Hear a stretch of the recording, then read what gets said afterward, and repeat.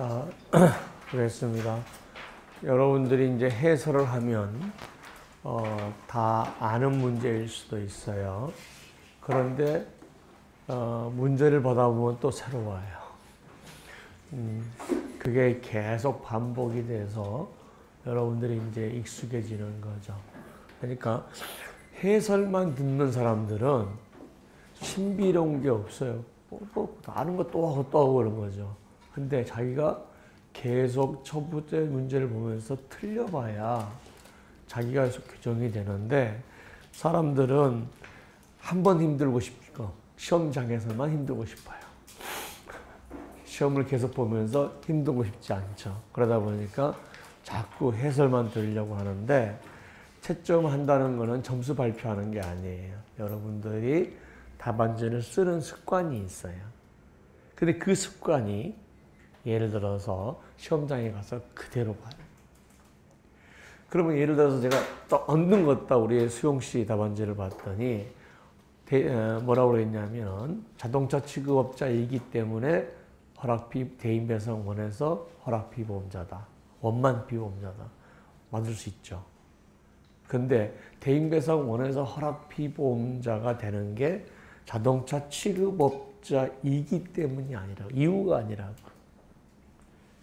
이유는 뭐예요? 약관에서 취급업자를 대인배상 원만 피보험자라 했고, 그 이유는 뭐예요? 취급업자 보험에서 담보하기 때문에. 그러니까 만약에 예를 들어서 논리가 있는 거죠. 허락피보험자, 취급업자이기 때문에 대인배상 원에서만 피보험자다 그러면은 대인배상 원에서 피보험자인 이유가 취급업자여야 되잖아요.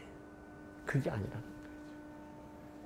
취급업자는 대인배상 약관에서 대인배상 원에서만 피보험자로 규정하고 있기 때문에, 이게 이런 것들을 하나하나 수정을 해줘야 여러분이 답안지에 가서 이게 수정이 되는데, 만약 그렇게 않고 이제 제가 답만 해드리잖아요. 그리고 채점을 안 해드리잖아요. 그러면 이 습관이 시험장에 그대로 가요.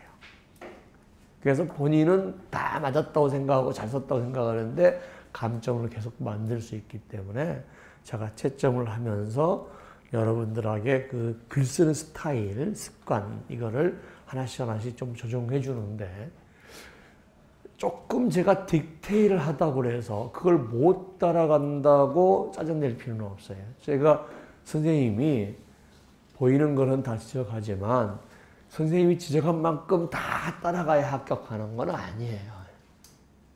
다만 제가 보이는 것은 지적할 때 이런 걸 기억했다가 그렇게 조금이라도 가면 되는 거지, 제가 지적한 걸 다 해야 합격전에 있는 게 아니다 이거죠. 거기에 20% 30%만 따라잡아도 합격전에 간다. 그러니까 지적한 받는 거에 대해서 그걸 너무 스트레스 받으면, 그죠? 나중에 뭐가 되겠죠? 이제 지적질 당해서 좋은 사람, 기분 좋은 사람 하나도 없어. 그러면 어떻습니까? 이제 지적질 당하고 싶지 않은 거예요. 그러면 답안지 안 내고 싶고, 안 내면 이제 안 나오고 싶고 이래야 된다는 거예요. 그러니까 제가 얘기를 해드리는 것은 여러분들이 100% 받아들여야 합격하는 건 아니니까, 그런 것들을 자꾸 수정해 나감으로써 자기 문장이 더 좋아지는 거죠. 전문가들도 마찬가지예요. 저희들도 이제 제가 저쪽 글을 쓰면 본인이 글을 쓰는데 논리적이지 않는 게 많아요. 그러면 그걸 하나씩 지적해 주거든요. 이게 이유가 되지 않는다는 거죠. 그러면 자동차 취급업자 보험에서 대리운전자가 허락피보험자에서 대인배상 원만 피보험자가 되는 건 약관 규정 때문이고, 약관은 왜 들어왔냐? 취급업자 보험에서 담보하기 때문에. 그죠? 그러니까 우리가 그런 것들도 이제 하나씩 하나씩 이제 디테일에 가는 겁니다. 왜 제가 했냐면은 아까 잠깐 보다가 여기서 이제 눈에 띈 건데, 앞으로 그런 지적을 많이 하기 위해서 우리가 내가 숫자 맞았어. 3,600만 원. 저것도 맞았네. 그렇고 이제 해피한 거 아니라 그 과정도 디테일하게 좀 보겠다. 근데 그걸 너무 스트레스 받아가지고 막 계속 혼난다고. 응? 너무너무 이렇게 스트레스 받지 않도록 하기 바랍니다. 자, 1번은 우리가 대리운전인데,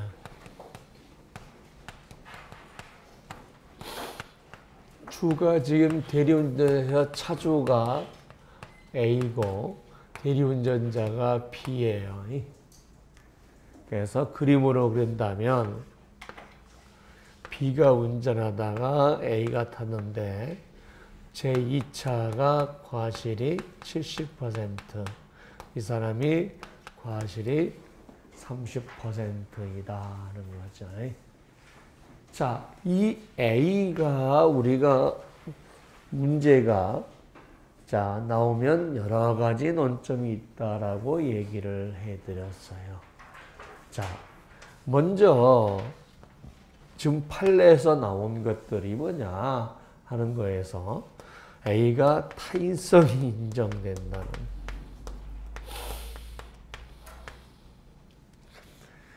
자, 우리가 대법원 판례에 이게 있어요. 차주가 A가 B한테 빌려주고 B가 대리운전자한테 운전을 시켰던 거죠. 그러다가 단독사고가 발생했어요. 근데 보험회사가 H보험회사가 자 가특이방이니까 못 주겠다. 그리고 대인배상도 못 주겠다. 원도 못 주겠다라고 다 아주 아무것도 못 주겠다라고 했던 거니.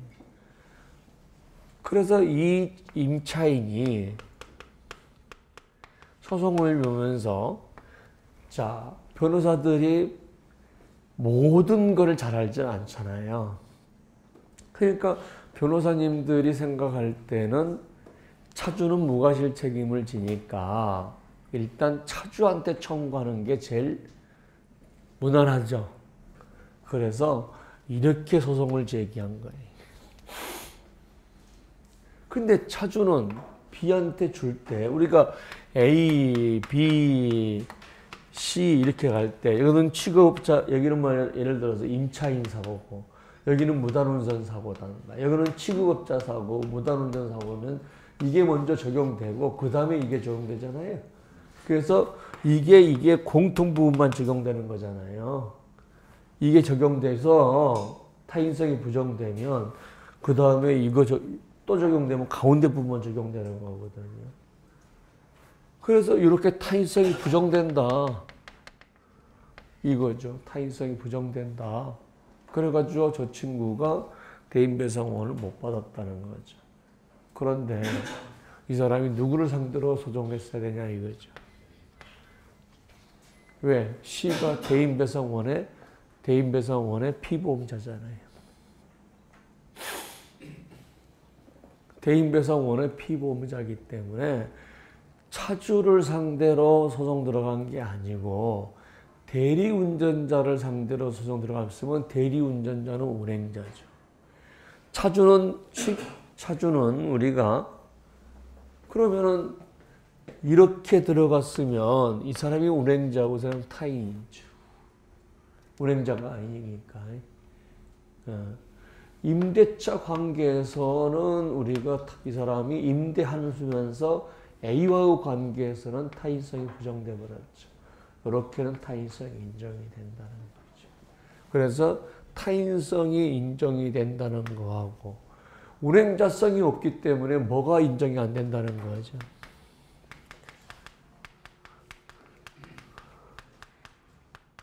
피해자 측 과실론이 적용이 안 된다는 거.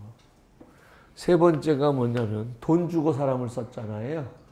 그러니까 호의동성이 아니다는 거지. 그래서 호의동성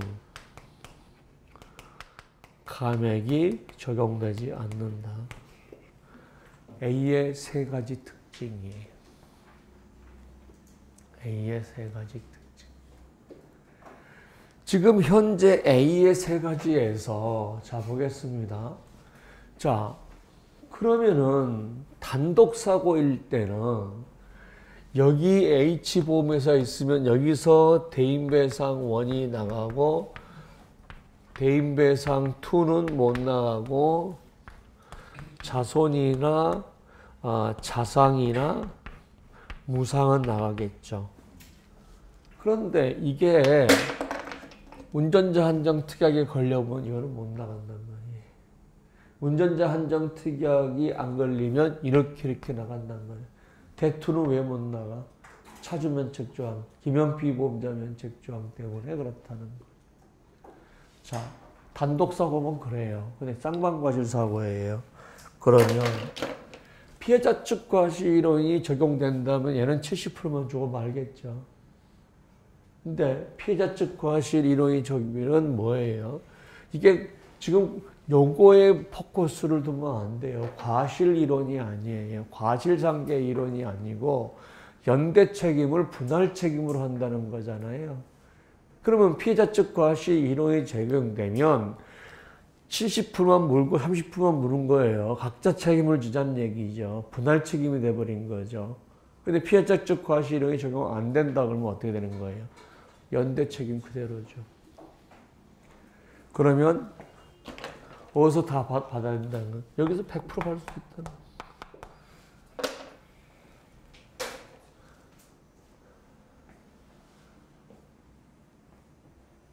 그러니까 차주는 상대방 자동차한테 100% 청구하고 그냥 받아버려.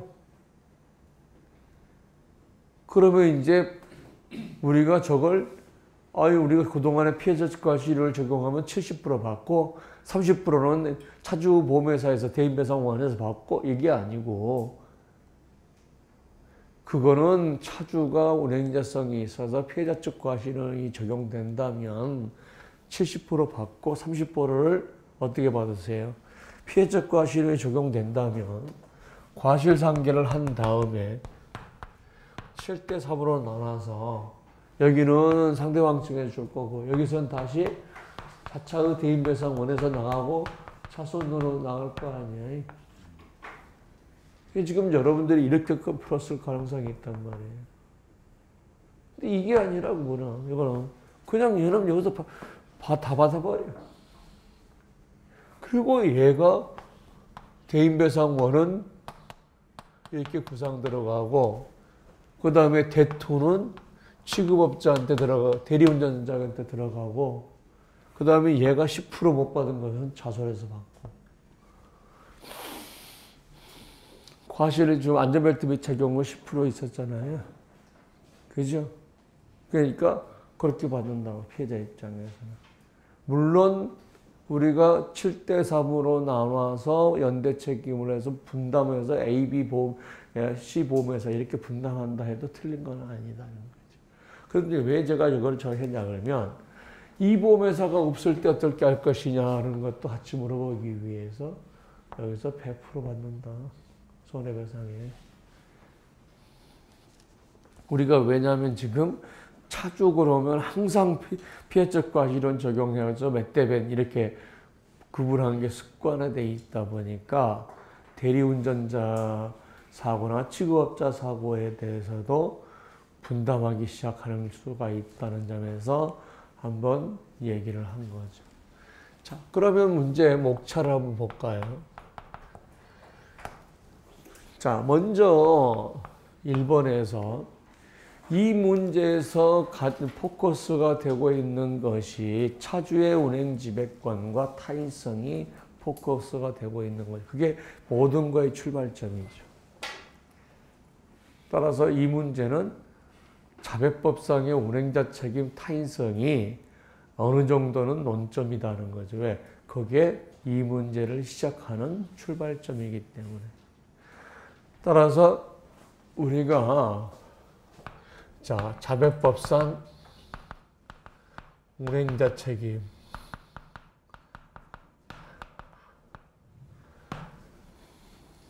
그래서 일반론으로 우리가 자배법 3조에 의하면 자동차를 소유하거나 사용 관리하는 자는 운행자로 추정을 하고 운행자에게 무과실 책임을 부과하고 있다는 거예요.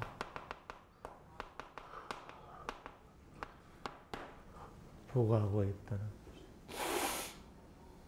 자, 가장 일반적인 내용을 쓰고 있는 거. 자동차를 소유하거나 자동차를 사용 관리하는 자는 운행자로 추정해서 그 자가 대인사고를 냈을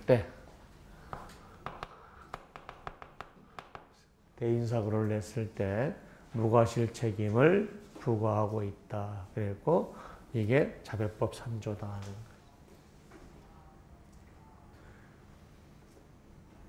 자, 그런데 자동차 대리운전자 이 사람 누구예요? 취급업자예요. 자, 우리 약관이 바뀌면서 종전에는 취급업자에 대리운전자가 안 들어갔는데 이제 대리운전자가 들어갔어요. 자동차 취급업자 한번 약관 찾아보세요. 종전에 2016년 거는 자동차 취급업자의 대리운전자가 포함 안 됐는데 2017년 거는 자동차 취급업자의 대리운전자가 당당하게 들어가 있는 거죠. 대리운전자를 취급업자와 똑같이 취급하는 거죠. 그러면 대리운전자는 자동차 취급업자잖아요. 그죠?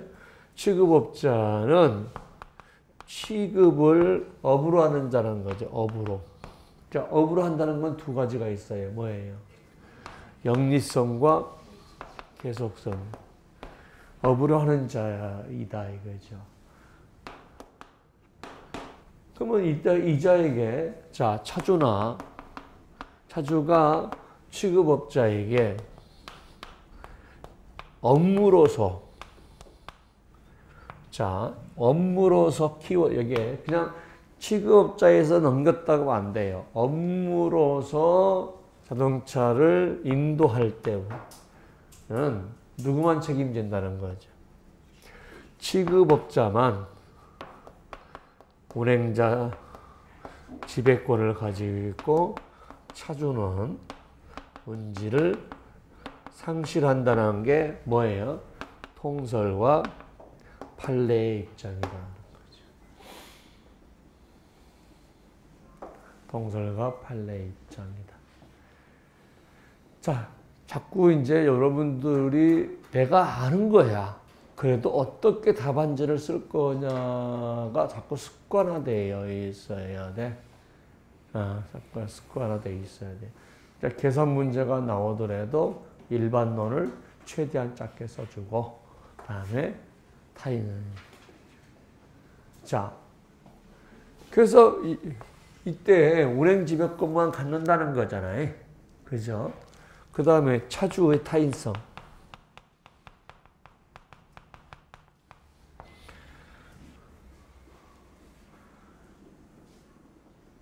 소타이틀에서 일반론, 취급업자 사고 이렇게 가다가도 상관없어요. 소타이틀로. 그래서 자, 차주는 운행지배권을 상실했죠. 상실했기 때문에 우리가 피해자는 자배법상의 피해자 중에서 누구만 빼놓고는 다 타인이라는 거예요. 운전자, 운전보조자, 공동운행자를 빼놓고는 다 타인이라는 거예요. 근데 운행자성을 상실했다는 얘기는 타인일 수밖에 없다는 게 판례 입장이다. 그죠? 그러니까 자배법에서 운전자, 운전보조자, 운행자를 제외한 사람은 모두 타인인데, 근데 뭐예요? 운행자성을 상실했다는 것은 운행자가 아니라는 거죠. 그죠? 운행자성 상실했다는 것은 운행자가 아니고 따라서 타인일 수밖에 없다는 거죠. 이게 판례 입장입니다.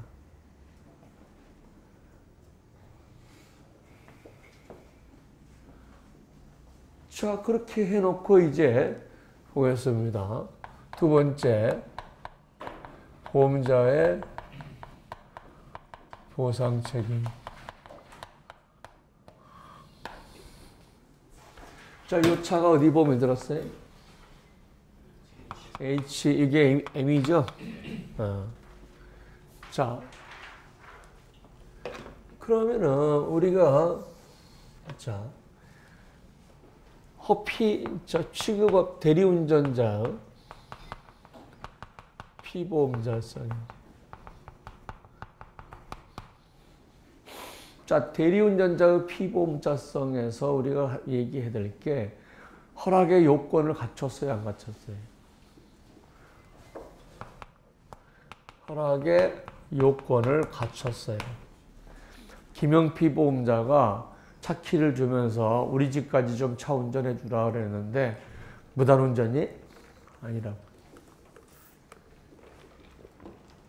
그러면 왜 허락의 요건을 갖췄는데 피보험자가 아닐까? 자, 취급업자 보험에서 담보해야 하기 때문에 약관에서 대인배상원을 제외하고는 허피에서 제외했다는 거예요.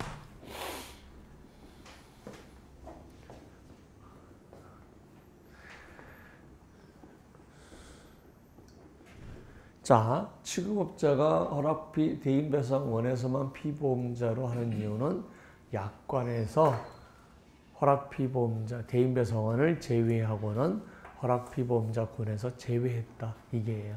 왜 제외했을까? 취급업자 보험으로 담보하기 위해서, 대리운전자 보험으로 담보하기 위해서.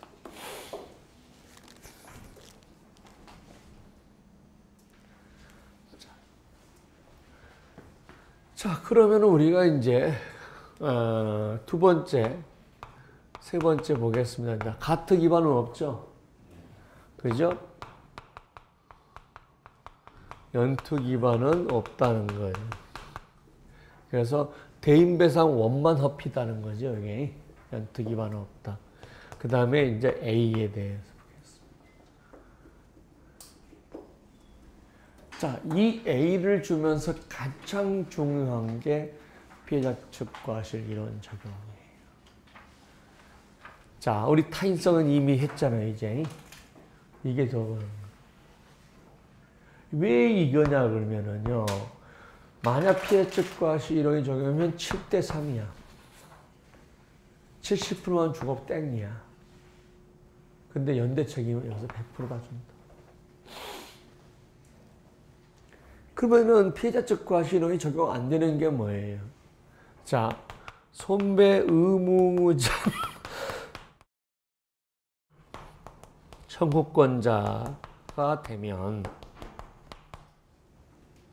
손배 의무자이면서 손배 청구권자가 되면 뭐예요?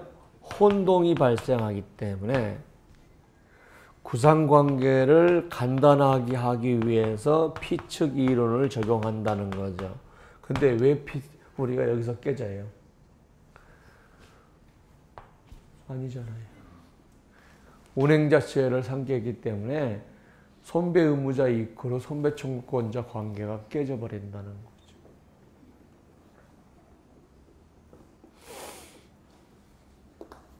자, 손배 의무자가, 자, 피해적 과실을 적용은 뭐예요? 쌍방과실사고에서요. 쌍방과실사고에서, 타차의 탑승객이에요. 자, 그러죠? 쌍방과실사고, 피해자 측 과실을 할 때 그냥 적용하면 안 돼요. 쌍방과실사고에서 타차 탑승객이야. 한정해야 돼요. 이런 거 다 빠뜨리잖아요. 그러면 전부 다 감점이에요. 피해자 측 과실을 적을 때는 항상 쌍방과실사고에서 타차의 탑승객이다. 탑승객이 손배 의무자이면서 손배 청구권자일 경우. 그죠? 운전자의 과실만큼, 그죠? 전부 다 전액보상하고, 그죠? 운전자의 과실만큼 이 사람한테 구상 들어가기 때문에 혼동이 발생한단 말이야. 구상관계를 간단하기 위해서 그랬는데, 운행자점을 상실해버리면 피해자 측 과실은 적용 안 된다. 그래서 어떻게 됐다는 거예요? 연대 책임이 된다는 거예요. 피해자 측 과실 이론은 연대 책임을 분할 책임으로 하는 이론이라는 거죠. 각자가 100% 책임을 지는 걸 7대 3으로 책임지자 이거죠. 그러니까 봐. 얘가 30%고 얘가 70%고 피해자가 20%면 이 사람은 50% 하는 게 아니라고. 50% 했다면 과실상계 이론이지. 근데 20% 과실상계한 다음에 그 금액을 7대 3으로 나누는 게 이론이라고. 그러니까 분할 책임 이론이라고. 그래서 과실상계 이론으로 해가지고 이렇게 해버리면 만약에 얘가 9대 2면 어떻게 이치면 어떻게 되는 거예요? 그럼 얘는 과실 110%가 돼버리지. 과실 110%가 어딨어? 말이 안 되는 거지. 10%한 거를 10대 9로 나누는 거지. 응? 그러니까 과실, 아직 앞으로 피해적 과실이라고 했지만 실제로는 과실이론이 아니고 분할 책임 이론이라. 오케이? 그러면 연대 책임이라는 거지, 연대 책임.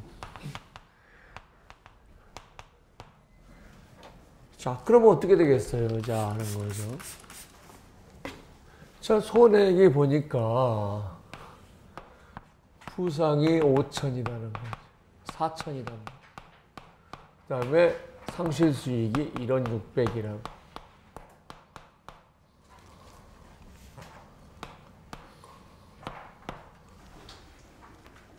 자, 600은 우리가 부상 위자료는 200이 최고이기 때문에 위자료가 600이라는 얘기는 부상이란 말이 없어도 아, 후유장애 위자구나 라고 빨리 눈치를 까야 된다.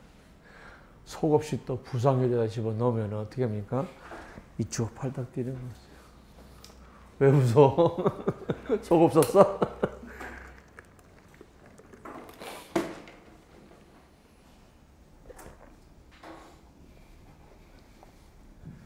자, 그럼 과실상품하면 90% 하면 얼마예요? 사고 3,600만 원. 그 다음에 여기는 8,040. 8,000.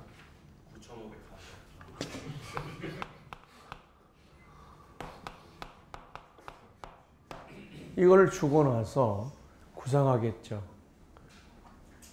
여기 몇 프로를 구상하는 거 이제? 30%를 구상하겠죠. 그래서 이제 구상금액을 쓰는 거예요. 이거는 H보험회사에서 대인배상. 자, 구상금액을 두 개로 나누죠.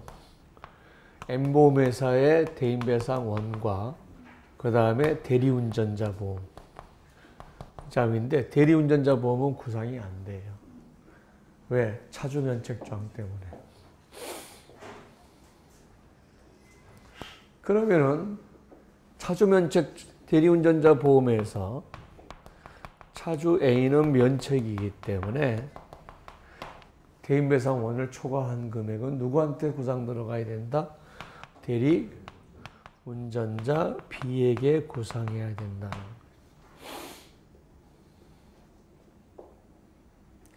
그러면은 3,600만 원에 자 30%면 1,080만 원인데 한도가 1,000만 원이에요. 그러면 1,000만 원까지는 1,000원 대인배상에 들어가는데 80은 누구한테 들어가야 된다는 거죠? 대리운전자한테 들어가야 돼요.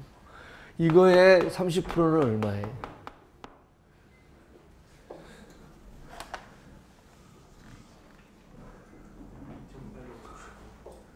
2,862만 원. 맞아요?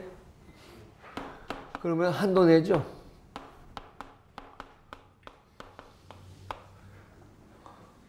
(6천이) 한도 내요.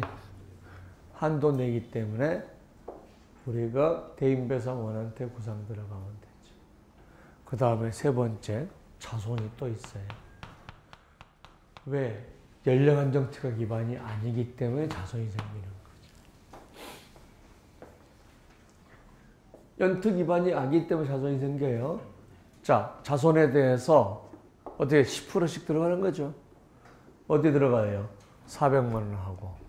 그죠? 그 다음에 1006만 원 하고. 이렇게 자손에서 청구해 주면 되고. 대리운전자는 어떻게 됩니까? 상대방 보험회사에서 70%만 받으면 끝이죠. 왜? 거기서 자손이 안 되기 때문에. 여기서 자손이 안 된다는 거예요. 그죠? 자손이 안 되기 때문에 만약 자동차 치고 대리운전자 보험에서 자손을 들어놓지 않았다면 이거는 안 된다는 거죠. 자, 그렇게 정리해 나가면 우리가 문제를 풀 수가 있어요. 그러니까 여러분이 이제 이거죠. 시험장에 가서 갔다 왔는데 전혀 모르는 문제가 나와서 틀렸다 그러면 차라리 덜 억울해요. 근데 알아요. 근데 계속 조금씩 계속 틀려갖고 내가 볼 때 어떡합니까? 내가 채점관이라도 학교 안 시켜주겠다. 그게 다 하는 문제야. 근데 그때 생각을 못했어. 그러면 진짜 이제 한 두세 달을 산에서 살다 나와야 돼. 정신 못 차려가지고. 근데 그거는 뭐예요, 이제? 많이 풀어보면서 습관화가 안 됐다. 많이 풀어보면서 습관화가 안 됐다. 그렇게 우리가 생각하고 많이 풀어봐야 되죠. 자, 오늘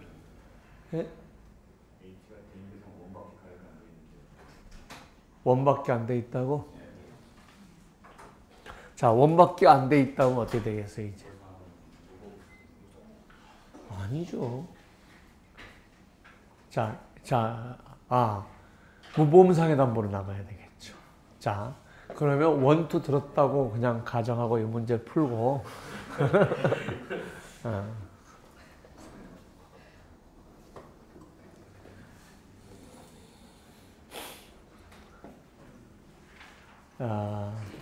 나중에 원 만드는 걸 또 해드리겠습니다. 원투 들었다고 한 문제도 저 재밌잖아요. 그래서 자, 그렇게 하고 두 번째 문제 들어가겠습니다. 자, 두 번째 문제는 이거죠. 깊이가 할아버지 손자를 태우고 하다가 뒤에서 꽝 박았다는 거죠. 얘가 무보험이다.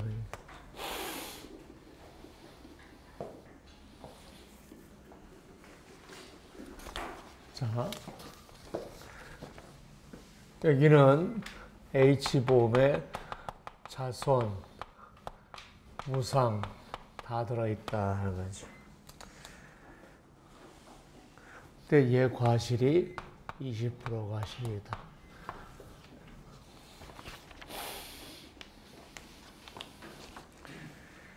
자, 굉장히 간단한 문제인데요.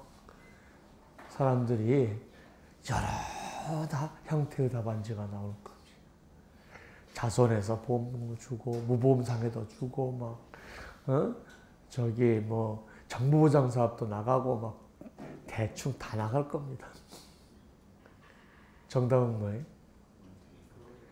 H보험회사에서 대인배상 원투 나가고 땡이다.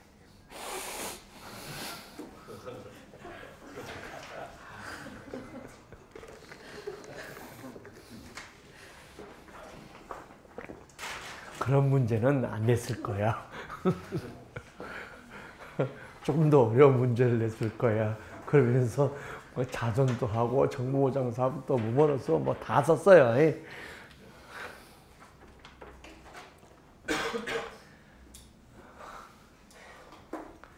왜?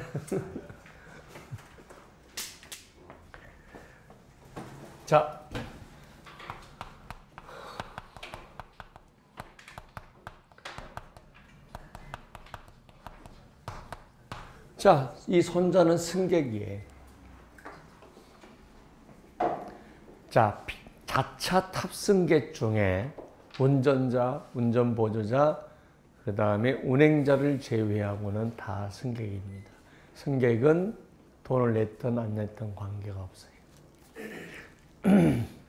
따라서 누구는 이 승객한테 뭐가 책임집니까? 기피인 할아버지는 손자에게 무과실이라도 손배 책임을 진다는 거죠.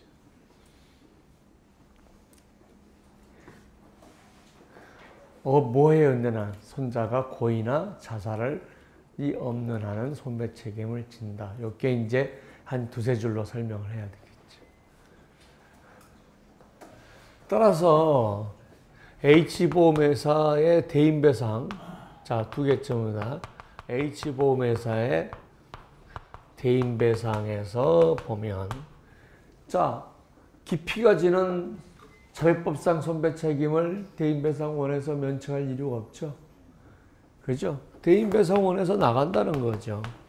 그러면 대인배상2에서 나가냐 안 나가냐는 거죠. 기피의 부배자만 안 나가는 거죠. 근데 아들이면서 손자이면서 이런 사람도 있나? 그럼 가정에 왜 파탄을 만들어? 어떻게 며느리하고 시아버지하고 해서 아들을 낳으려고 그래? 이런 이상한 집안을 만들려고 그래? 우리 건전한 집안을 만들자고, 건전한 집안을.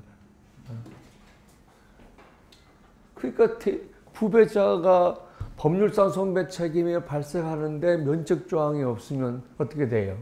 보상하는 거잖아요. 그죠? 그러니까 김영피 보험자의 부배자만 면책으로 뒀고 법률상 손배 책임이 발생하면 줍니다. 면책 조항을 제외하고는. 그렇잖아요. 그러니까 준다는 조항이 있단 말이에요. 면책이 없으니까. 그러면 다 됩니다는 거죠. 그 다음에 자손에서 여부. 자, 무상에서 돼야 안 돼요? 무상의 피보험자가 안 돼요. 그 다음에 자손에서 돼야 안 돼요? 안 돼요. 왜? 김영피 보험자의 부배자만 자손의 피보험자이기 때문에. 그러니까 정부보장사업에서 나가야 안 나요? 안 나가죠. H보험에서 대인배상에서 나가니까. 제가 여기 이제 보면서 이제 얼척없는 답안지 엄청 나올 거라고.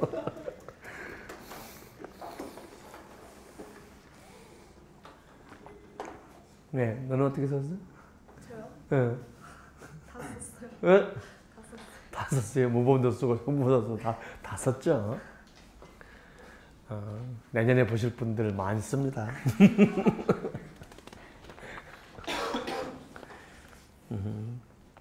그러니까 우리가 쉬운 문제 같아도 손자도 어쩐지 안 될 것 같은 느낌. 거기다가 옆에서 같이 생계를 같이 하고 있는 막 이렇게 쓰면 생계 그러면 더 안 되지 뭐 이렇게 들어가는 거지. 같이 살면서 생계를 같이 하고 있는 그러면 이거는 해주면 절대 안 되지 막 이런 거 들어가죠. 감각적으로. 그래서 다 됩니다 하는 거죠. 그러니까 문제는 굉장히 어려운 문제 같았는데 대인배상에서 과실상계하고 끝 이거죠. 그래서 4천만에 70%, 4철 228, 1억 600에 80, 1억 4천만에 80%, 3,200만 원, 1억 600에 80% 이렇게 주고 땡이다 하는 문제입니다. 자, 세 번째 문제 보겠습니다. 자, 2017년 4월 이후 개정된 약관으로 지급 기준에 의해서 손해액을 지급보험금을 산정해봐라. 이렇게 얘기했어요. 자, 개정약관을 생각해야 돼요. 개정약관을. 개정약관에 의해서 산정해봐라 라고 했습니다. 자, 그러면 1번 위자료부터 보겠습니다. 자, 이 사람이 정년까지 몇 개월 남냐면 140개월 남았다는 얘기는 60세 정년까지 140개월 남았다는 것은 60세 넘었다는 거예요? 안 됐다는 거예요? 60세 안 됐다는 거죠. 어떤 사람이 선생님 나이가 없습니다.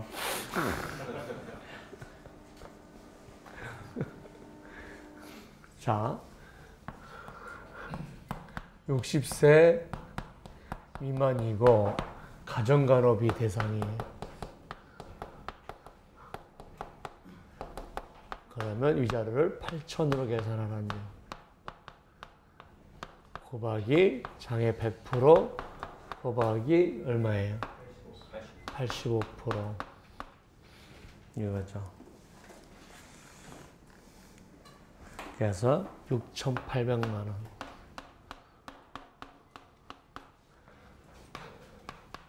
향추예요.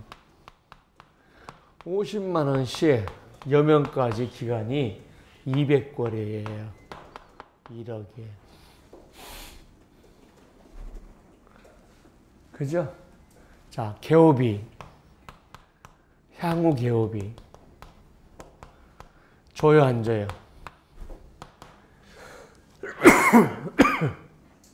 가정간호비 대상이라고 그랬죠? 가정간호비 대상이니까 주겠죠. 질 기준에 200, 일용근로자 임금을 200으로 했을 때 곱하기 200, 4억.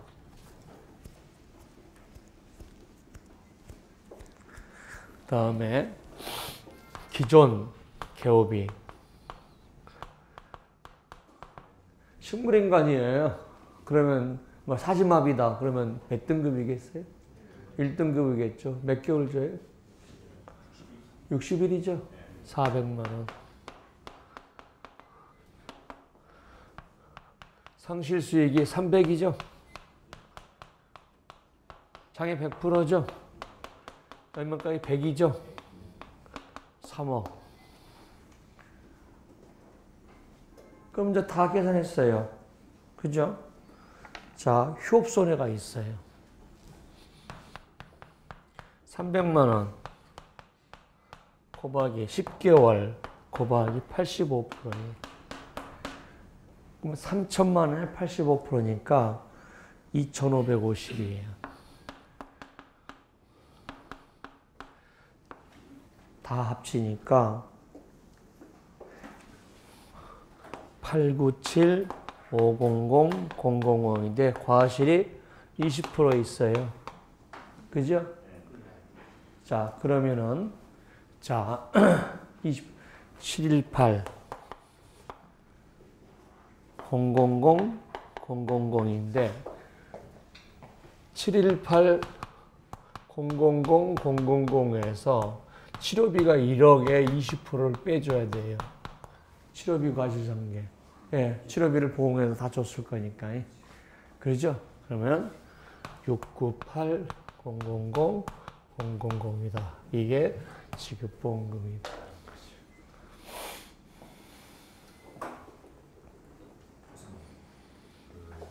경추척추체 마비는 경추척추체 마비면은 무조건 사지완전마비나 식물인간이라고 단정할 수 있나요?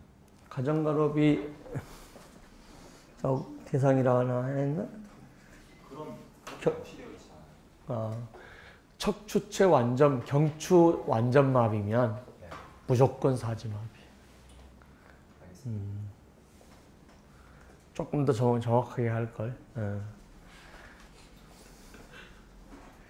자, 이 문제도 지금 지급 2014년 개정된 약관에 기초해서 한번 문제를 풀어봐라 라고 해서 물어보면 여러분들이 보험회사 직원들이야 뭐 정말 단순 숫자 노름이겠죠.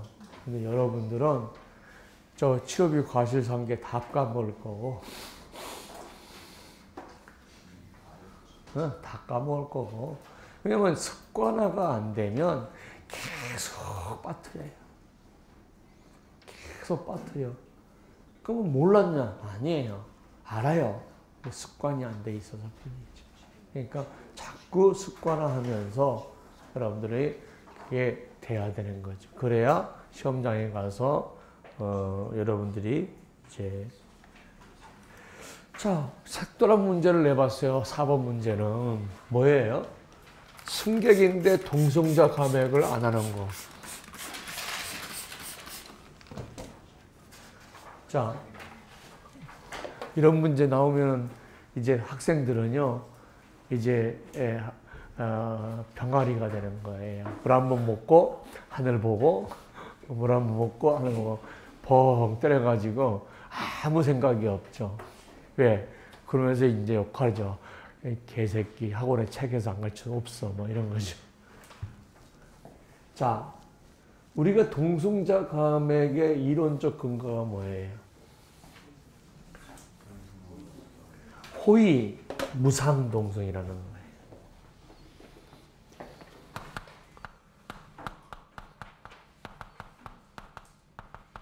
호의로 무상을 동승했으면서 전 손해를 가해자한테 부담시키는 것이 신의 측의 실상 형평의 원칙에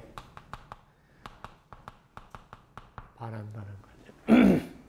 그러면 여러분이 호의 무상 동승에서 호의가 아니고 무상이 아니면 되죠. 그죠? 그러면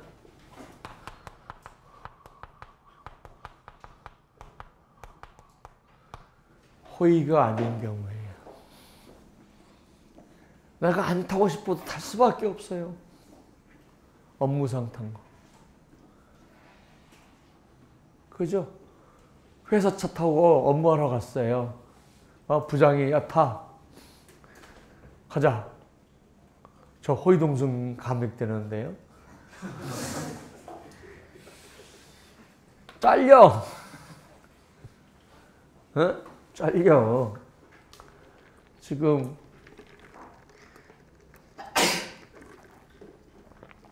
자, 호의가 아닌 경우는 업무적으로 탑승한 경우,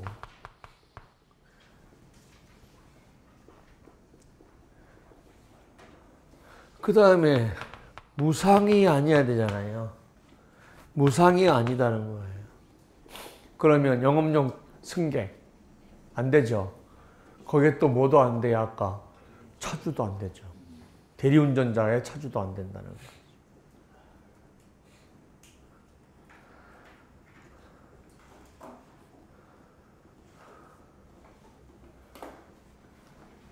그 다음에 세 번째가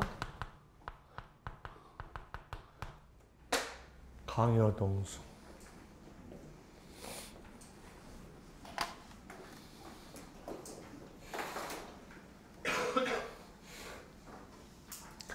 그러면 저거 세 개를 딱 써놓고 호의동승의 이론적 근거를 쓰는 거예요. 호의동승은 무상으로 호의적으로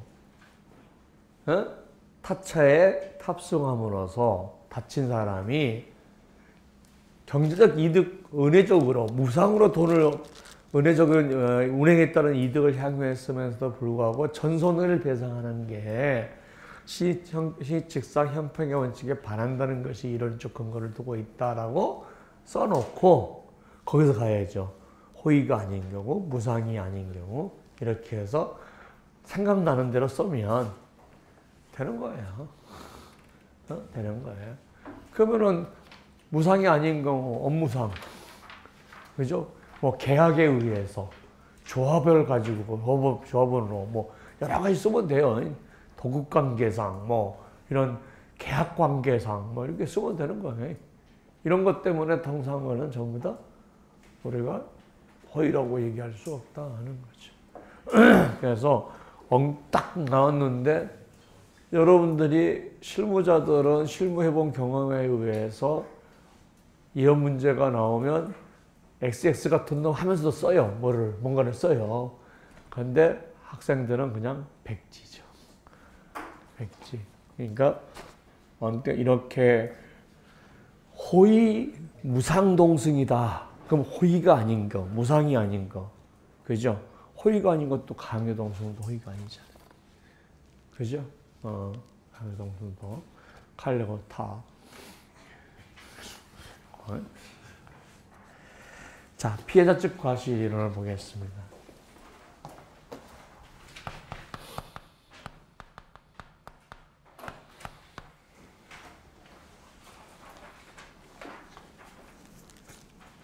자, 키워드가 있어요. 무슨 사고? 쌍방과실사고. 자, 자차승계, 타차승계.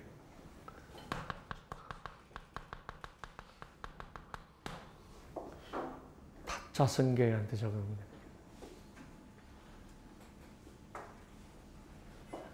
타차승계에 대하여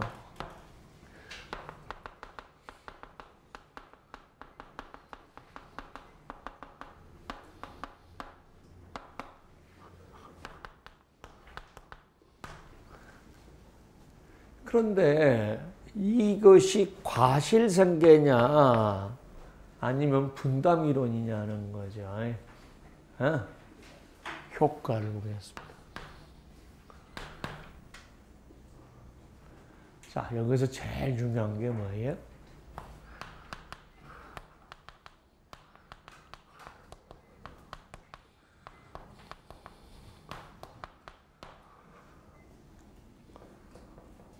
분할 책임한다는 거죠.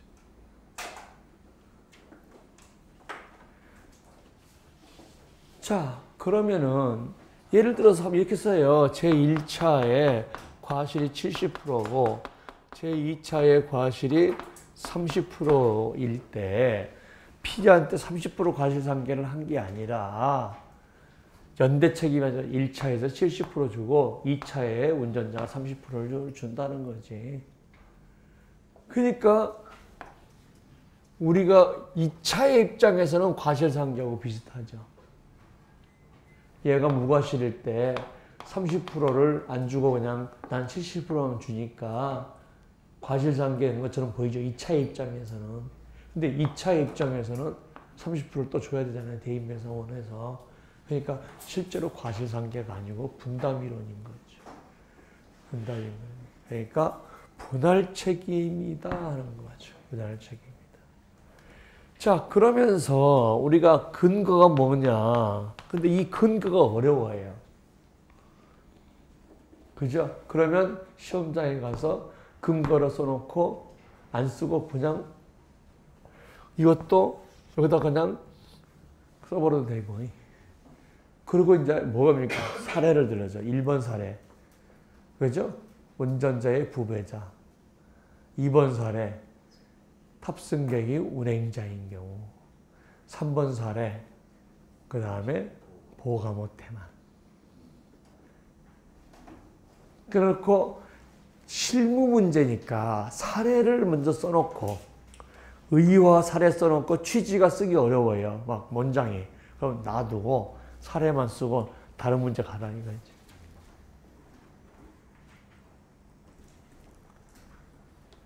자, 그러면은 우리가 보겠습니다. 김영 피보 운전자의 부배자일 때 운전 피해자에게 100% 지급하고 운전자에게 구상하는 것이 운전자와 부모 배우자 자녀는 한 주머니이기 때문에 처음부터 그죠? 운전자 과실만큼 빼고 나머지만 주도록 주고 하는 것이 구상관계를 간단히 하기 위해서 그러면은 거기다가 그냥 근거를 같이 써버리면 되는 거죠. 혼동에다가 자, 운행자에게 돈을 더 100% 주고 운전자한테 구상할 수도 있지만 다시 운행자한테 구상할 수 있어서 혼동이 발생하기 때문에 구상관계를 간단히 하기 위해서 피해적 과실을 적용된다. 이렇게 같이 써주면은 꼭 근거를 안 써도 되죠. 그래서 이론적 근거자, 이론적 의 쓰면서 연대 책임을 분할 책임화한다 라는 말까지 쓰고 그 다음에 사례를 가져 1번, 2번, 3번 쓰면서 그 안에다가 근거를 같이 쓰면 된다는 거지. 그렇게 해서 사례를 정리하면 됩니다. 피해적 과실 이론의 그 취지가 조금 어렵기 때문에 취지를 자 보겠습니다. 마지막은 구상관계를 간단히 하기 위해서 그 정의는 전액 지급하고 구상하는 것과 P측 이론 적용한 것이 동일한 결과다. 이거죠. 그럼 왜 동일한 결과가 되느냐? 두 개로 나누죠. 혼동하고 한 주머니. 이렇게. 그러면 이제 뭡니까? 100% 지급하고 구상하는 것과 구상할 때 자, 한 주머니이기 때문에 이렇게 가든지 이렇게 가든지 이렇게 하는 거죠. 100% 지급하고 혼동은 누구한테 구상 들어가는 거죠? 운행자한테. 그죠? 그 다음에 가족과 운전자한테. 이때는 운전자한테 구상하는 게 아니라 운행자한테 구상하는 거죠. 여기는 운전자한테 구상하는데 이것이 한 주머니 때문에 동일한 결과가 돼서 구상관계를 판단해야 한다. 자, 요게 1번, 요게 2번, 요게 3번, 요게 4번. 자, 그러면 같은 말을 두 번 쓰면 되는 거죠. 운행자하고 부모배우자 하죠. 자, 그렇게 써주면 됩니다. 하는 거죠. 자, 저가 핸드폰이 010-4377-5325입니다. 사례 문제반 밴드 오픈해서 여러분들만 지금 올해 지금 사례 문제 듣던 사람 안 듣는 사람들 다 오픈한 게 아니라 사례 문제 본들 오픈해서 해놓을 테니까 거기다도 다음 주 문제 올리고 미리 공부해서 오고 그 다음에 질문 사항도 올리고 그 다음에 제가 채점마다 열받으면 거기다 막 조져댈 테니까